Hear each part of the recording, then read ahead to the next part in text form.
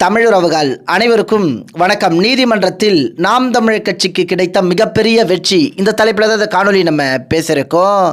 அதாவதுங்க, தமிழ்நாட்டில் உள்ள கோவில்களில் குடமுழுக்கு தமிழில் தான் நடத்த வேண்டும் என நாம் தமிழர் கட்சி உறவுகள் தொடர்ந்து போராடி வருகிறார்கள்.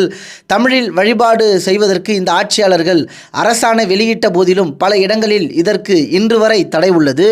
குறிப்பாக சில நாட்களுக்கு முன்பு மருதமலையில் குடமுழுக்கு தமிழில் நடத்த வேண்டும் எனவும் தமிழில் வழிபாடு வேண்டும் எனவும் நாம் தமிழர் கட்சி உறவுகள் துண்டறிக்கை கொடுத்திருந்தார்கள்.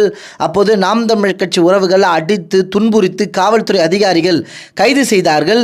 தமிழில் குடமுழுக்கு வேண்டும் என கோரிக்கை வைத்தால் கூட அதிகாரம் தங்கள் வசம் வைத்துக்கொண்டு இந்த திராவிட மாடல் ஆட்சியாளர்கள் அத்துமீறலில் ஈடுபட்டிருந்தார்கள்.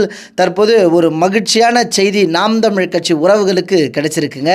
4/4/2025 அன்று மருதமலை முருகன் திருக்கோவிலில் நடைபெறவுள்ள குடமுழுக்கு விழாவினை தமிழில் நடத்திடவும், இனி தமிழ்நாட்டில் நடைபெறவுள்ள அனைத்து குடமுழுக்கு விழாக்களும் தமிழிலே நடத்தப்பட வேண்டும் என்ற மனுவினை நாம் தமிழர் கட்சியின் வழக்கறிஞர் பாசறை சென்னை உயர்நீதிமன்றத்தில் தாக்கல் செய்தது. வாதங்களை ஏற்ற நீதியரசர் மருதமலை முருகன் திருக்கோயில் குடமுழுக்கு விழாவினை தமிழிலும் நடத்த ஆணையிட்டதுடன் இனிவரும் காலங்களில் அனைத்து திருக்கோயில் குடமுழுக்கு விழாவினை தமிழில் நடத்துவது குறித்து அரசு பதிலளிக்க உத்தரவு பிறப்பிச்சிருக்காருங்க. முக்கியமாக நாம் தமிழர் கட்சியின் சட்ட போராட்டத்திற்கு கிடைத்த வெற்றி தான் இந்த தீர்ப்பு என சமூக வலைதளத்தில் பலரும் தங்களது கருத்துக்களை வெளிப்படுத்தி வருகிறார்கள். சட்ட போராட்டம் நடத்தி தமிழில் குடமுழுக்கு நடத்த வேண்டும் என நாம் தமிழர் கட்சி போராடி பெற்றிருப்பதை நீங்கள் எப்படி பார்க்குறீங்கன்றதை உங்களுடைய கருத்துக்களை தெரியப்படுத்துங்க.